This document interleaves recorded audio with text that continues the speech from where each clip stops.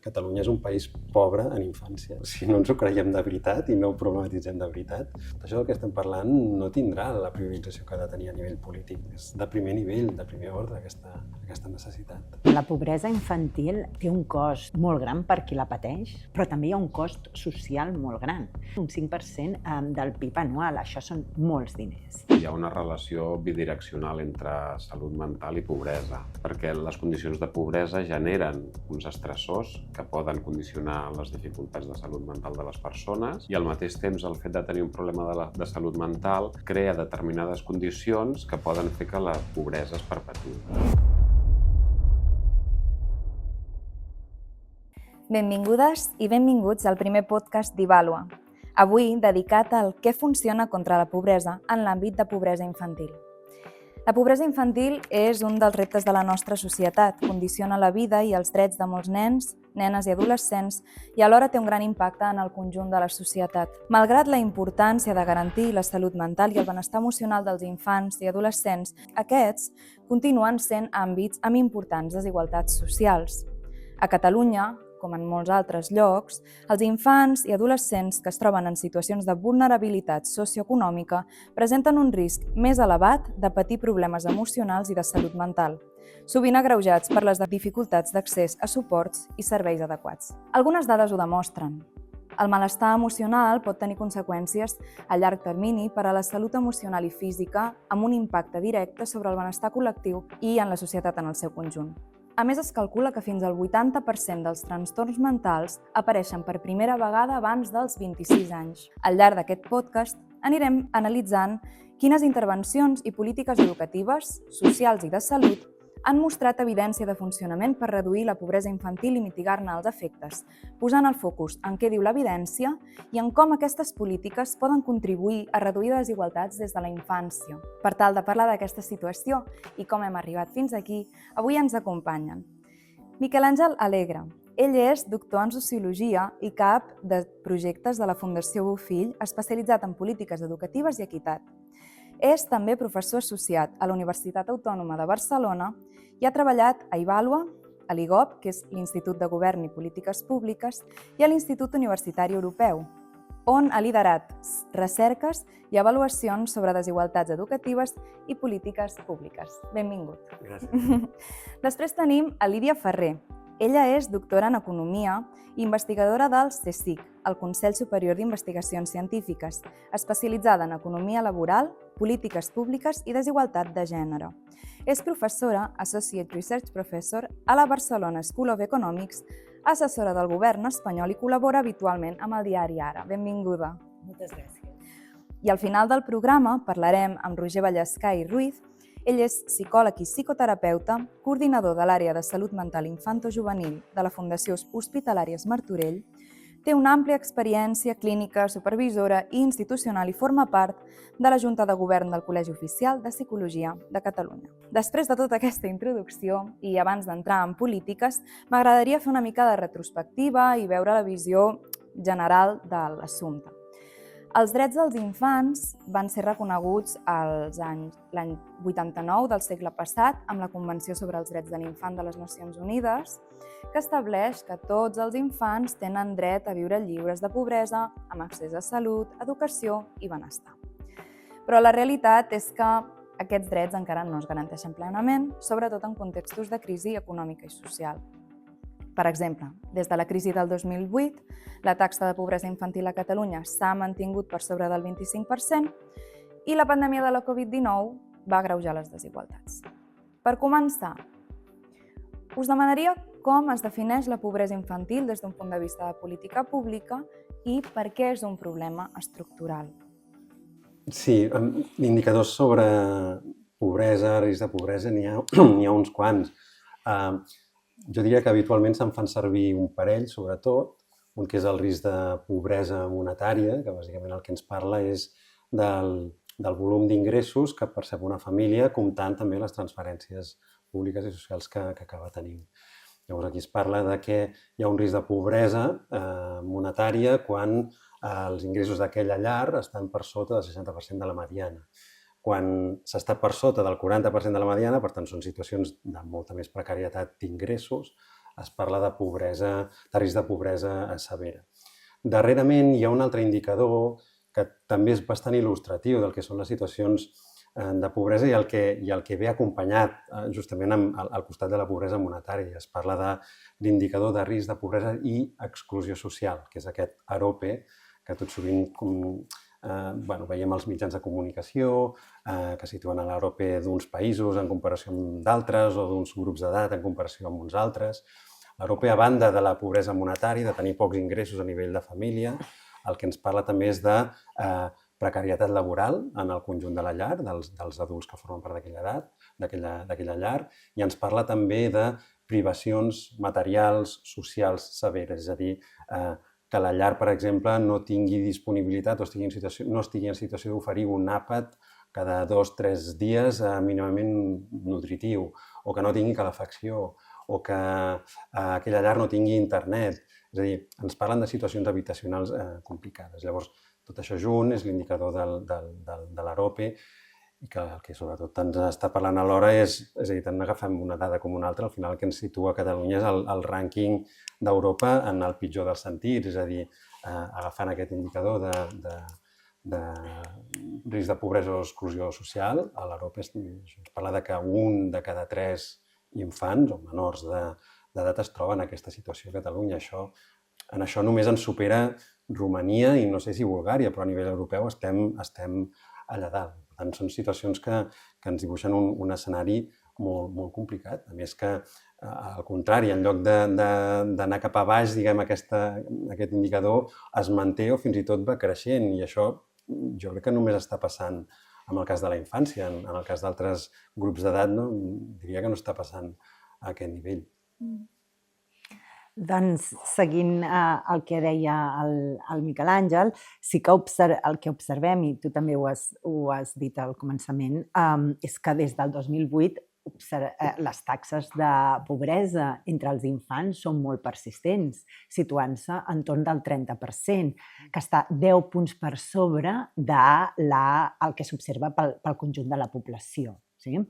A més, si ho comparem amb altres grups d'edat, veiem que, per exemple, la pobresa entre els majors de 25 anys, els majors de 65 anys, sí que presenta una tendència decreixent durant aquests darrers 20 anys.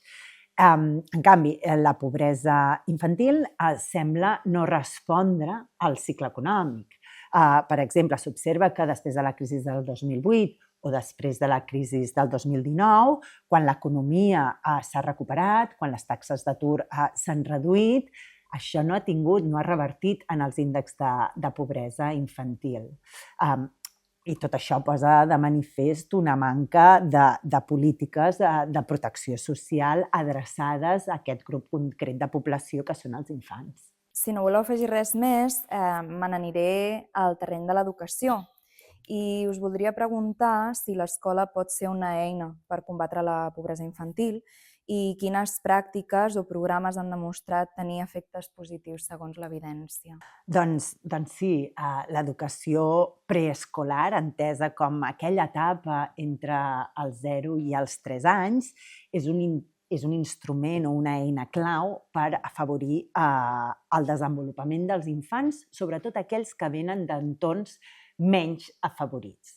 El que passa que la qualitat d'aquesta educació també és fonamental perquè això funcioni. Sí?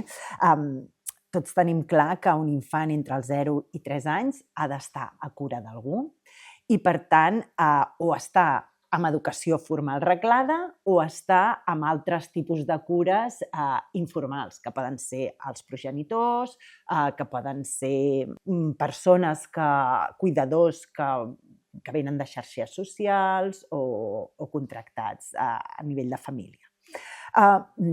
Per tant, l'educació tindrà un efecte positiu sobre el desenvolupament dels infants sempre i quan aquestes cures o aquesta atenció que s'ofereixi sigui de major qualitat que l'alternativa, donat que aquests infants sempre estaran a càrrec d'algú.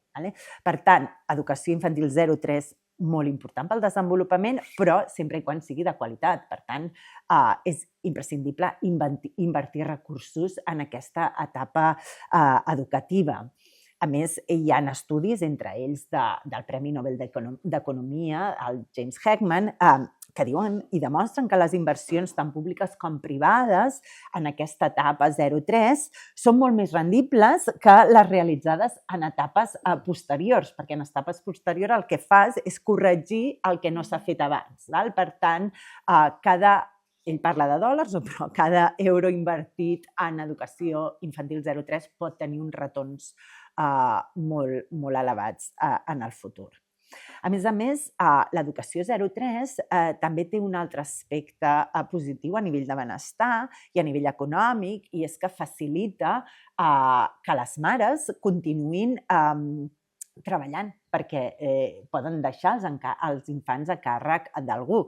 Si les mares treballen, això també tenen més renda i un entorn més ric tindrà un efecte positiu sobre el desenvolupament dels infants, o més recursos tindran un efecte positiu sobre el desenvolupament dels infants. Clarament, l'aposta pel 0-3 és una aposta forta per igualar oportunitats educatives en les etapes inicials del creixement. Això està demostrat, com deia la Lídia. A casa nostra tenim unes dades generals de participació a 0-3 i d'escolarització en aquestes edats globals que no estan mal, és a dir, comparades amb altres països europeus. Doncs a l'infantil 2, per exemple, estem al voltant del 70% en conjunt. I a l'infantil 1 al voltant del 50%. Vull dir que són percentatges que en conjunt, diríem, traiem bona nota a nivell europeu. Però quan rasques una miqueta, el que es veu, i que justament posa el dit a la llaga que són percentatges molt desiguals, és a dir, dins d'aquest volum de població que hi està participant hi ha molta desigualtat en funció dels perfils socials. És a dir, els infants amb més recursos autòctons s'escolaritzen en el 0-3 pràcticament en el triple que els infants que procedeixen de llars justament pobres o procedents de la immigració. Quan penses en el 0-3 com una etapa per, apuntalar oportunitats, veiem que aquí estem flaquejant. El 0-3 és important, però una cosa que també ens demostra la recerca és que no n'hi ha prou, és a dir, és important un sure start, com aquesta idea de començar amb força, però això s'ha d'anar acompanyant. Si aquests efectes del 0-3 es vol que siguin realment persistents. Llavors aquí hi ha tot un altre conjunt de polítiques que tenen a veure amb afavorir el bon aprenentatge i la continuïtat educativa dels alumnes. I aquí estem parlant de beques. Ara tindrem la transferència en la gestió de beques postobligatòries que passaran de l'Estat a Catalunya. A veure si tot això que hem estat criticant durant tant de temps ara ho sabem fer millor. L'orientació, la mentoria, els programes de suport educatiu sobre cadascun d'aquests temes, per cert, jo diria que hi ha un informe de què funciona en educació d'Ivàlua, juntament amb la Bofill, on justament es demostra que per si sols tenen un efecte, però que sumats, des del 0-3, multipliquen l'efecte positiu que tot això pot tenir. I després hi ha totes aquelles polítiques que són, com de la periescola, és a dir, més enllà de l'escola. Activitats extraescolars, menjador, estiu, també ho hem treballat a nivell del que funciona l'educació, crec que un dels propers números del que funciona de lluita contra la pobresa va d'extraescolars, clarament. Jo crec que aquí el que és important,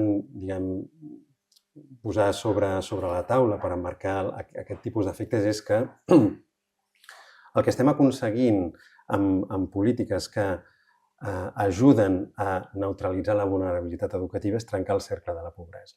És a dir, clarament hi ha un vincle entre ser un infant pobre i acabar sent un adult pobre. I bona part d'aquest cercle passa per una vulnerabilitat educativa pel mig.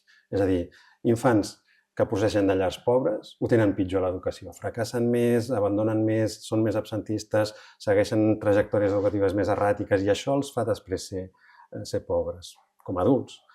Per tant, curtcircuitant aquest cicle en polítiques educatives és com podem acompanyar que l'infant pobre redueixi les seves probabilitats d'acabar sent un adult pobre. I aquest mecanisme està molt estudiat.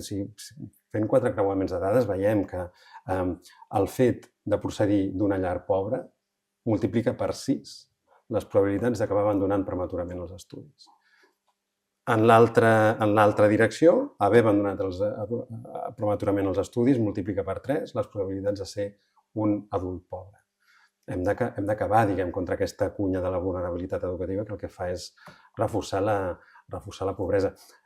Fixem-nos que en realitat no és apostar per una política pública que iguali oportunitats en l'educació per reduir la pobresa d'aquest mateix infant. Això va de que l'infant en el futur no sigui un adult pobre. Per tant, amb l'educació realment no estem reduint la pobresa infantil, estem reduint les perspectives de que l'infant en l'adultesa sigui pobre. Si volem reduir la pobresa infantil, això bàsicament són transferències, són polítiques laborals. L'educació és una inversió per reduir la pobresa, no només la infantil, la pobresa general en el futur. Doncs recull una miqueta el que comentaves abans dels programes, també. Actualment a Catalunya hi ha diversos programes i iniciatives per garantir el benestar infantil, des d'ajudes econòmiques a les famílies fins a serveis de suport psicològic o projectes d'inclusió educativa. Però què ens diu l'evidència sobre la seva eficàcia? Segons Ivalua, els programes més efectius són aquells que combinen suport econòmic amb intervencions educatives i familiars, no només transferències monetàries. Per tant, segons el vostre punt de vista, quins programes han funcionat millor tant a Catalunya com a altres països per reduir la pobresa infantil? Jo diria, reprenent el que justament comentava abans, que hi ha una primera pedra, diguem, basal, que és la transferència monetària. Efectivament, no és suficient, després s'ha d'acompanyar de totes les altres mesures d'acompanyament, suport, capacitació parental, etc. Però aquesta base de transferir, diguem, renda a aquelles famílies que tenen fills i que són les que més necessiten, estem veient, per contribuir a la sortida de la pobresa infantil és necessari. Aquí hi ha un mecanisme que el tenim també com molt a prop, que n'estem parlant, veient com podria implementar-se en el marc de l'estratègia de lluita contra la pobresa infantil a Catalunya, que és el de les prestacions universals per fill o per filla a càrrec, que és bàsicament pel fet de tenir un fill o una filla, que estem veient que és un predictor de pobresa. És a dir, pobresa infantil són infants que estan en llars pobres. Per tant, això del que ens està parlant és de famílies pobres i de com penalitza en el risc de pobresa tenir un fill o una filla. Doncs això, intentar apaivagar-ho amb insuflar recursos monetaris en aquestes llars de manera incondicional. És a dir, indiferent de la renda que ja tinguin, indiferent del gènere, indiferentment de si treballen o no treballen, és una prestació universal. Hi ha simulacions fetes sobre quin efecte podrien tenir en la reducció de la pobresa infantil. Aquesta prestació universal. Hi ha una prestació, això hi ha estudis de l'Institut d'Economia Basc o de l'Olga Cantó del Cala Linares que van en aquesta lògica. És una prestació de 200 euros al mes universal per a família amb fill o filla menor d'edat acabaria reduint pràcticament en un 9 o un 10% el nivell de pobresa infantil. Així, d'una tacada. Això, com de sostenible sigui, dependrà de si això s'acompanya d'altres mesures. Però d'una tacada et redueix el volum de pobresa infantil, com les pensions estan reduint el volum de pobresa en la vellesa. I aquí hi ha tot un recorregut a fer. Hi ha aquesta comissió d'experts i expertes que estan acompanyant el Departament de Drets Socials i estan veient com es podria això implementar, si s'hauria de ser una prestació universal durant uns primers anys, l'any 1 i l'any 2, i a partir d'aleshores fer-la més focalitzada.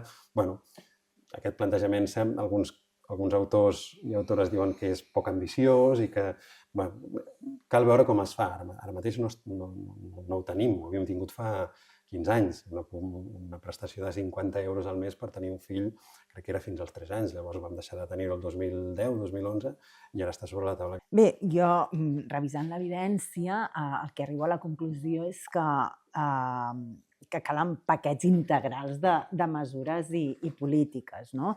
Estic d'acord que les transferències monetàries poden ser efectives a curt termini, i també penso que a llarg termini, per exemple, en efectes de salut, poden veure's efectes positius si, per exemple, tens una bona alimentació. Si aquestes transferències, com demostra un estudi recent de la Libertad González, el Daniel Fernández i altra gent, les famílies s'ho gasten en menjar, no? Això, si tens una bona alimentació de petit, això pot ser, per exemple, que en el llarg plaç la teva salut sigui millor, no? Això triga molt en veure's. Sí que en el curt plaç, doncs, les transferències tenen... Jo crec que poden tenir alguns efectes positius, sobretot per fer més lleugera aquesta situació de precarietat. Però també és important com es dissenyen aquestes transferències. No estic d'acord que haurien de ser transferències universals, en primer lloc, per facilitar tot el tema de la burocràcia, no? De qui les demana, com les pots demanar, en quines condicions. Transferències universals, per tant, no condicionades a la teva situació al mercat de treball i, per mi, molt important, no condicionades al teu gènere, perquè si les condicionem al gènere del progenitor, és a dir, si fem una transferència a les mares, això podria reforçar els patrons d'especialització que trobem dins les llars. Per tant, transferències universals sí, però tenint en compte que han d'anar acompanyades d'altres mesures. Hem parlat de la importància de l'educació, de com d'important és tenir una educació 0-3, de com important és tenir una educació posterior de qualitat que garanteixi que aquests infants, independentment de l'entorn familiar del que vinguin, puguin desenvolupar-se com a persones, puguin tenir una carrera professional i això ho aconseguim amb una educació de qualitat. Què és també important? És important el fet que la pobresa infantil s'hereda i depèn de la situació econòmica dels teus pares. Què hem de fer? Doncs també garantir que institucionalment i sobretot a nivell de mercat de treball tenim un mercat de treball que ofereix unes feines dignes, que ofereix uns salaris justos que permeten als pares i a les mares fer front a les situacions familiars. En el tema de la immigració, comentàvem abans que no tenim els números al cap, però el percentatge de nens immigrants entre els infants pobres és probable que sigui molt elevat. El tema de la legalització dels immigrants és una política clau perquè els nouvinguts trobin feines estables, feines dignes i, per tant, intentar minimitzar el risc que entrin aquestes llars i entrin en pobresa o en pobresa severa. Tornarem a reprendre el tema de l'educació i vull preguntar a tu, Miquel Àngel, com s'estan adaptant les escoles i els serveis socials per atendre infants en situacions de vulnerabilitat postpandèmica.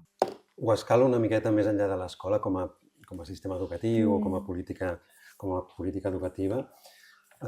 Jo crec que és a dir, com a política emblemàtica justament després de la postpandèmia va ser aquesta de distribuir dispositius tecnològics, els portàtils a tots els centres educatius. Aquí es va fer un esforç ingent de finançar aquests recursos, de distribuir-los i de finalment que més o menys acabés tothom amb...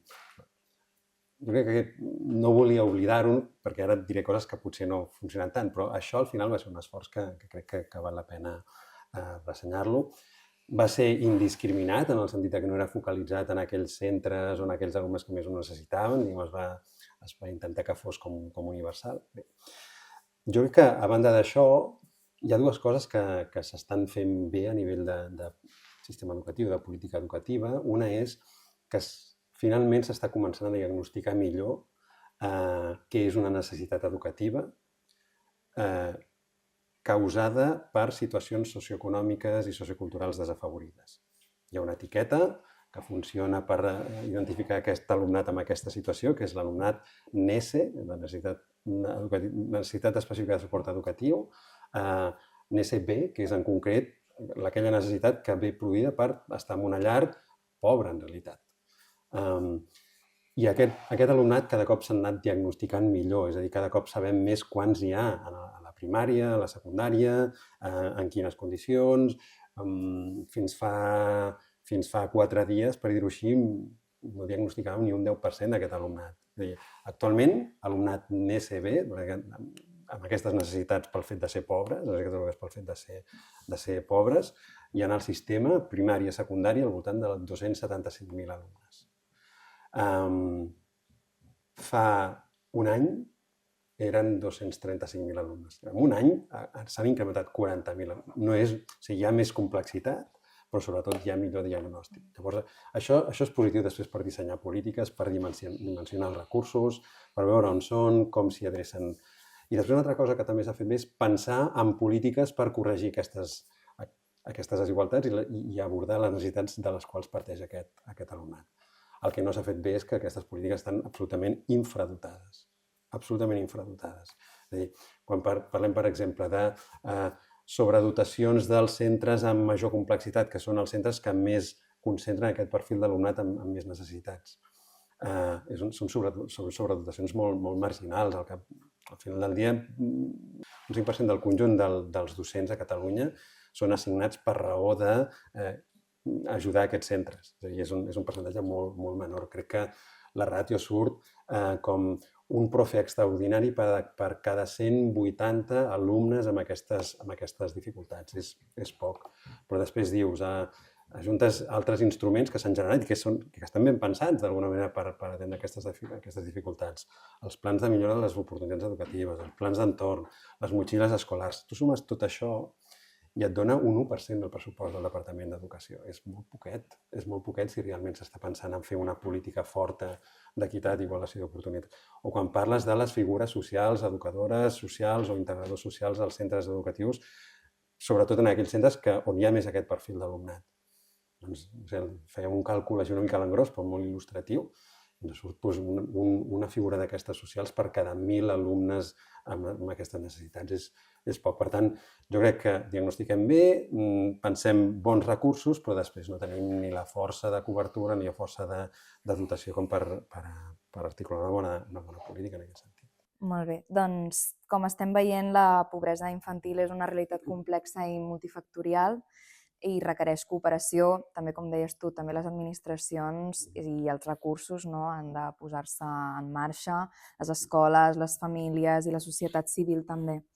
També implica decidir, com deies, on posem els recursos, com mesurem els resultats i també, Lídia, ho comentaves tu abans, que es calcula que invertir 1 euro en polítiques contra la pobresa infantil pot generar fins a 4 euros en retorn social i econòmic a llarg termini, tal com indiquen alguns documents de la OCDE o la Unió Europea. Llavors, Lídia, com pot l'avaluació de les polítiques públiques ajudar a millorar la presa de decisions en aquest àmbit? És clau, fonamental. Aviam, la pobresa infantil té un cost molt gran per qui la pateix, a nivell econòmic, a nivell personal, educatiu, professional, però també hi ha un cost social molt gran. És a dir, s'ha calculat que la pobresa infantil suposa un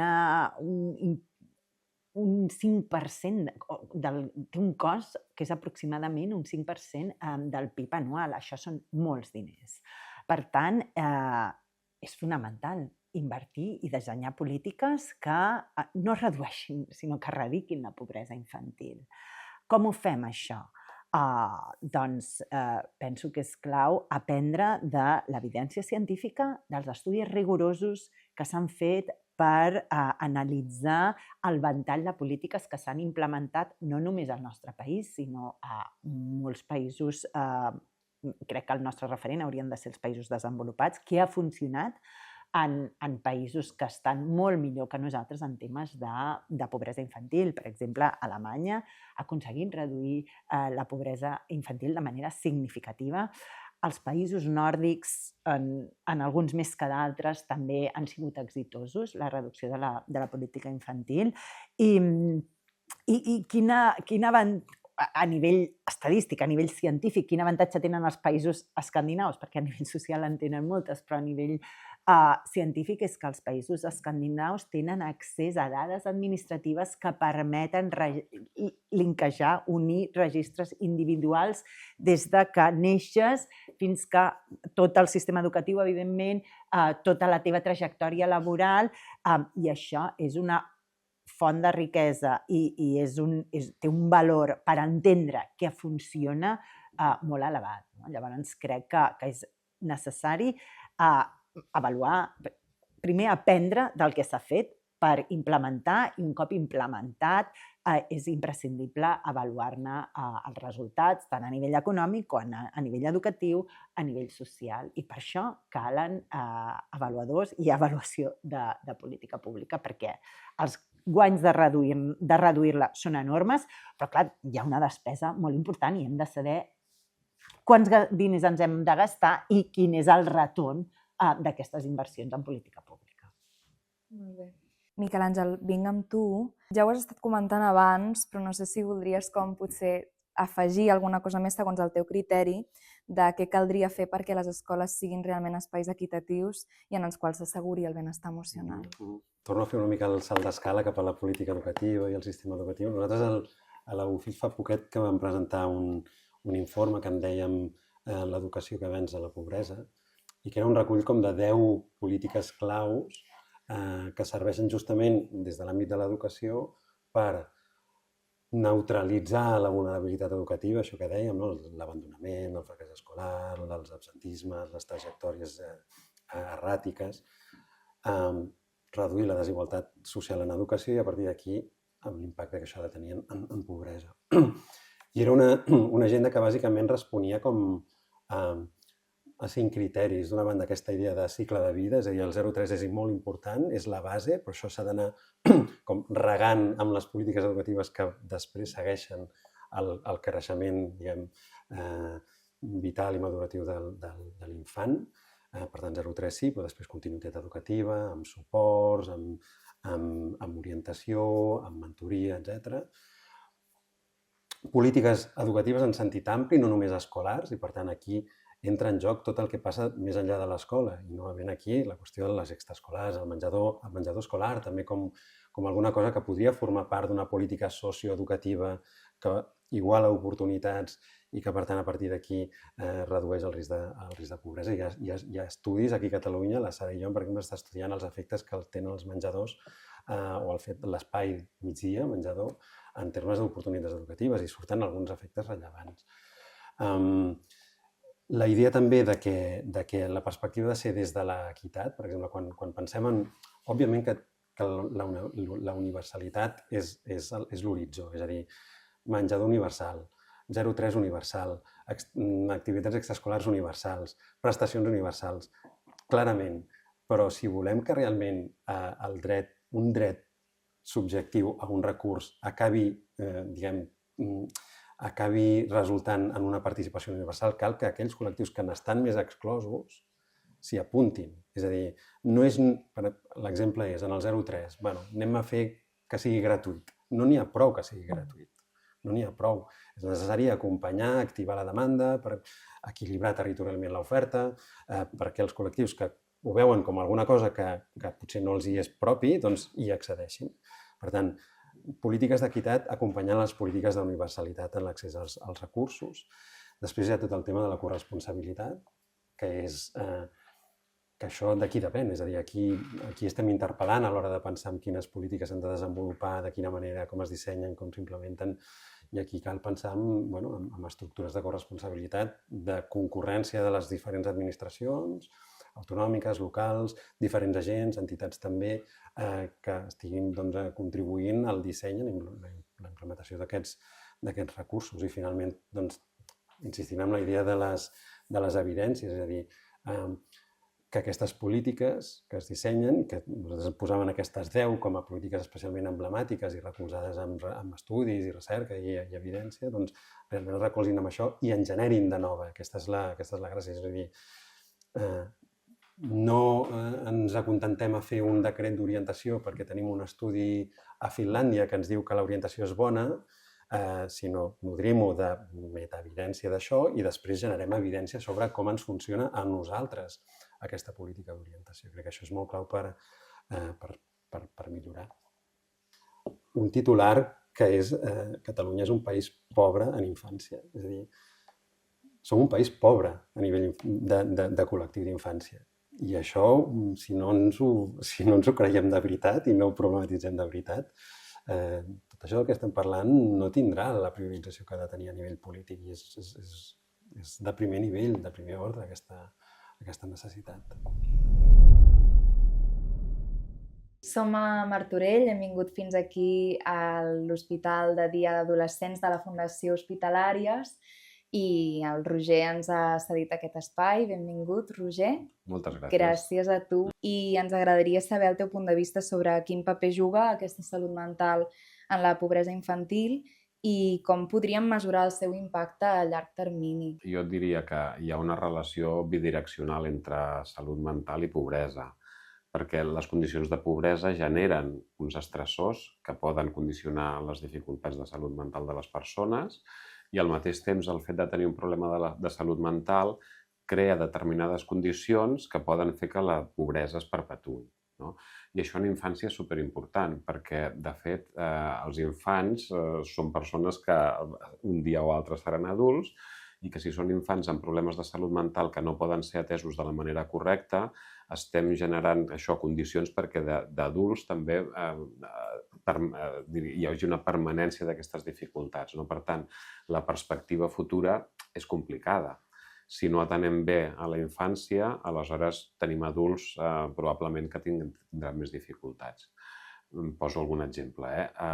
Un nen o una nena que està visquent en una casa on hi ha una situació de pobresa és un nen i una nena que estan en una situació d'estrès per dificultats d'accés a la vivenda, perquè tenen uns pares que probablement també estan estressats i amb dificultats, perquè tenen dificultats d'accés per exemple, a activitats extraescolars, a coses que els vinculen amb la comunitat, perquè poden tenir dificultats també per accedir a recursos de salut mental privats que de vegades complementen allà on no pot arribar l'atenció pública i, per tant, són tota una sèrie de dificultats que sumen en una precarietat prèviament ja existent.